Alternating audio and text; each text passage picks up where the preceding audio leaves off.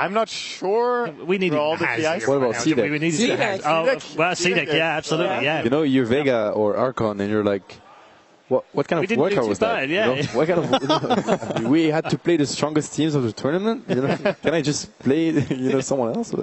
Pretty tough. Absolutely. I picked up on a key phrase that he keeps using, Marge, and he says, "We're not afraid of losing." How important is that, Malini? I think they're very fearless, and I actually think it's no coincidence that the playoff or the play-in teams got so far, just because the invited teams, they've had 2 or 3 months. They're probably watching the prize pool grow, and they're like, oh my gosh, all we need to do is make top 8, and that's a few $100,000, as opposed to the play-in teams.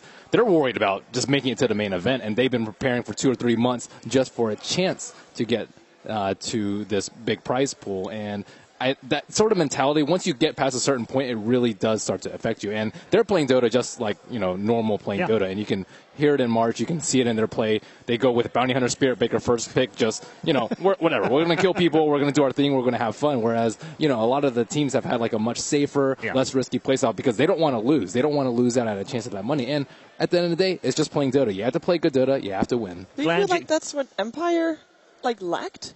Like that fearlessness? Because that's normally the team Empire that we know, right? Yeah. I mean, Empire did play fearless. They tried to bring the fight to them, but this is what MVP has done every single game, though. And I think it's a big part of that as well, because saying that you're not scared and you're playing fearless is one thing if you're just farming and playing, a normal game of Dota. They don't do that. Yeah. MVP play crazy aggression, so they definitely are fearless. They drafted to basically brawl. They didn't care about anything. They just wanted to fight the whole way through. There's a great example of that, actually, at 36 minutes. I don't know whether we can bring that one up, because at that particular point, there was that huge fight in the Radiant jungle that led to them taking racks all over the map. And this is a great example of brawling. And at this point, they also have plenty of items on the PL, so he's a huge factor now. In the beginning, his team was carrying him, but right now, he's just taking over the show in these team fights. There's no good counter to him. He just goes in. Vayne and TA don't do anything to him. Tuska doesn't do anything. He just goes completely ham. And by the time Silent actually gets some hits in, he has to already blink around to try to find new targets. He just gets kind of around. He doesn't actually get to contribute to this fight as much as he probably would want to. Yeah, I mean, he has time to kill someone, but Teal is just killing people quicker. Yeah. And they have a Lina on top of that as well. The burst damage is definitely there.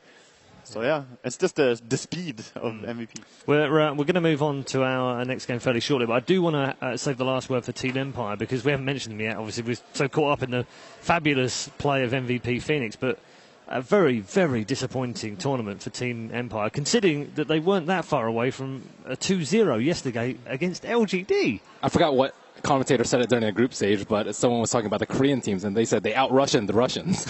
And that's kind of what happened here today. Yeah, it did. Seb, what are your thoughts on the match as a spectacle?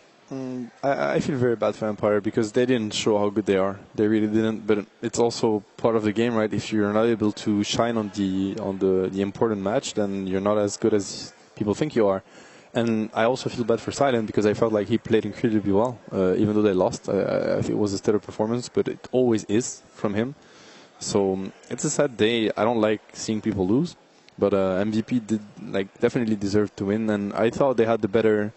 They were smarter in terms of drafting as well. Empire came back. They were like, all right, you want to fight us? We're going to fight. They went for the Undying, the Tusk, for fighting lineup, and suddenly PL into they drafted PL, so Empire got caught off guard, and they felt like they had to answer that late game potential, and they went into anti-mage, but it was a very mixed draft. They ended up fighting all the time with an anti-mage. I felt like MVP was just ahead. Yeah, they said they had a plan, and I think they executed it perfectly. Shiva, in the way that they've come through MVP Phoenix, it is a great story. It's one of those fantastic stories that the international seems to throw up every single year in one way or another. We almost seem spoilt with it this year, because we've got the CDEC stuff going on in the upper bracket, we've got Newbie going out, Na'Vi going home, MVP Phoenix coming through the lower bracket, shocks all over the place, Team Secret losing as well. Where's it going to end? Well, I don't think it is going to end. We have still so many teams in a running that have one of those stories, the underdog story. Everybody loves the underdog story, and it seems like a lot of teams have that type of story that are actually doing really well. I actually personally was slightly cheering for Empire. I know Resolution has been working really hard, but I think they're a very young team, and I think we will see them again next year as well. Okay, very interesting, very interesting. Last question to you, Wega. Shift of power is something we've talked a little bit about over the last couple of days, this East-West pendulum thing.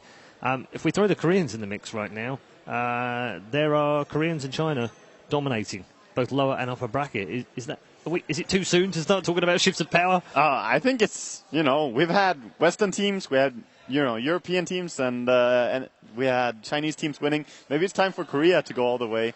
But I just want to have a quick moment to say as well that it's a sad departure for Empire. It's one of the downsides to knowing people in the scene so well is you always feel a bit of sadness when you see a team get knocked out. So it's a tough day for them. Yeah, it absolutely is. We're going to move on very shortly, but first of all, let's take a look at the bracket because it shows you that MVP Phoenix have truly risen from the ashes and are now in round 3 of the lower bracket. They will play the winner of Cloud9 versus Vici Gaming, which will be coming up next. You'll also see at the bottom half of the bracket as well, Complexity, Virtus Pro, Secret, and Invictus Gaming. All still to play. Those games will be played tomorrow. So Cloud9 versus Vici Gaming will be our next match. Again, not a matchup that we expected to see, Ben, in the lower bracket. Yeah, both of these teams 5 months ago, if you told me they would be in the lower bracket this early, I would not have believed you at all. No, very shocking indeed.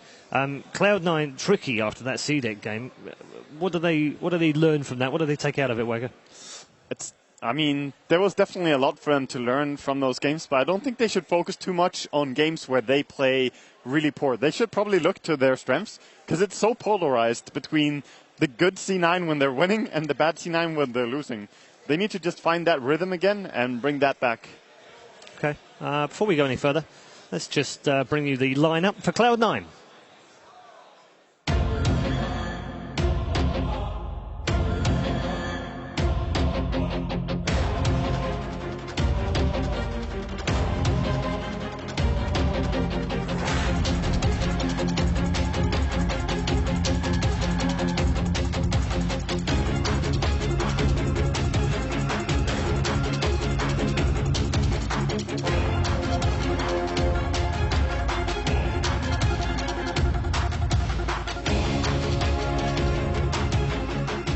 There we are then, the lineup for Cloud9, full of star players and star power. And what have they got that can be brought to the lower bracket? They are on the verge of that lower bracket, of course. Not perhaps where they thought they were going to be. Misery's going to lead the team out into the arena to, unsurprisingly, huge ovations, because they are a very popular team, it has to be said, not only with the fans online, but also with the fans here in the Key Arena. They are going head-to-head with a formidable foe as well. Here's the lineup for Vici Gaming.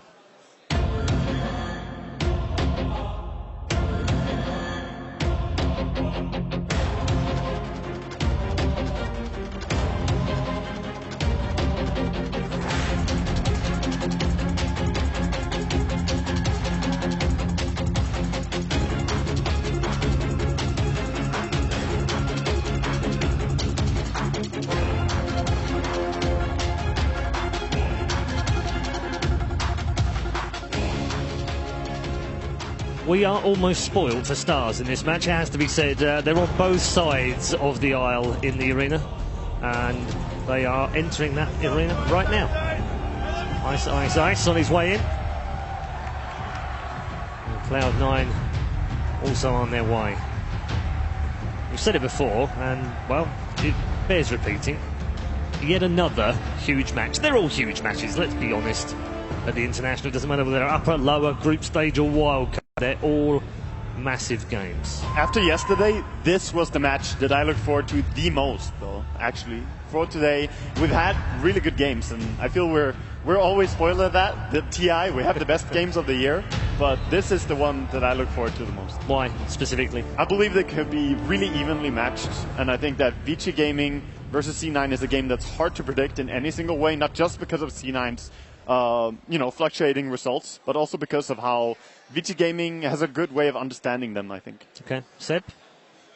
I really want to see Cloud9 bounce back because I thought yesterday they really underperformed. Also because they're to me, one of the only remaining hope of Western, European Dota right now. European Dota has played 13 games so far, the main event, and won only 2 maps, not even games, just 2 maps. European Dota is then getting wrecked completely at TI. I'm a European player, so I'd like to see them do a bit better. Okay. Although I'm happy the Koreans and the Chinese and the Americans are winning, but come on, that's a bit harsh.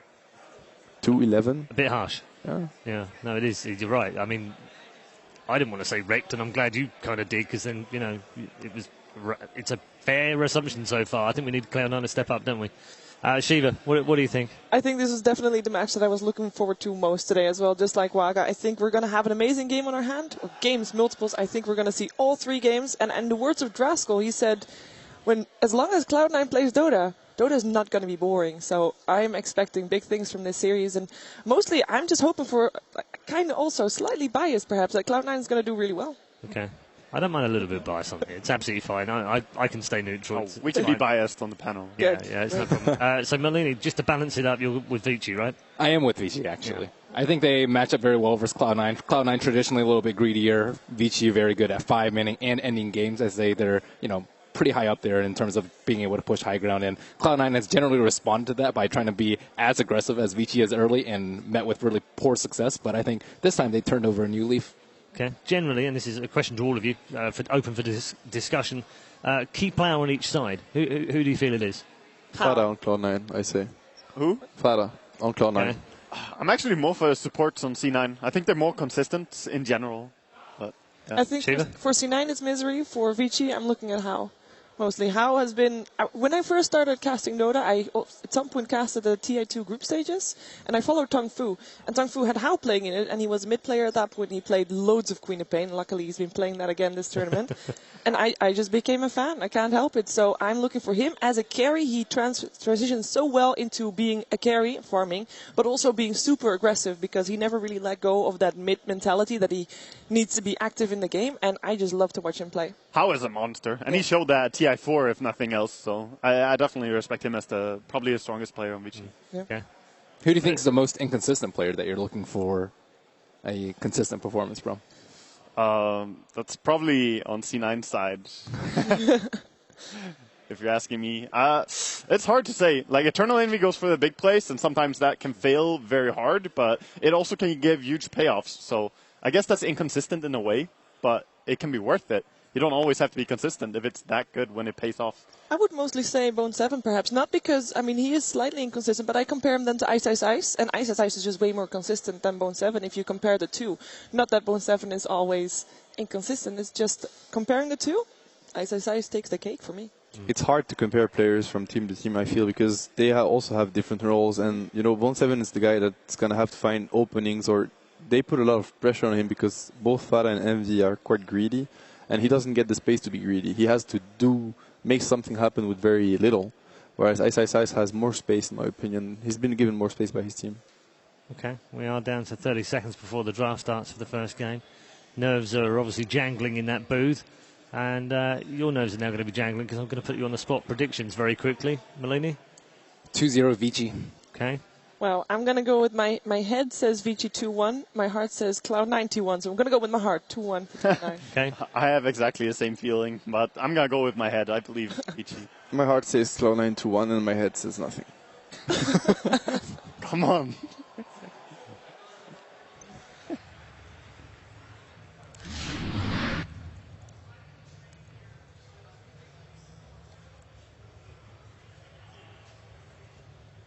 Okay, draft time for game one. Cloud9 versus Vici Gaming.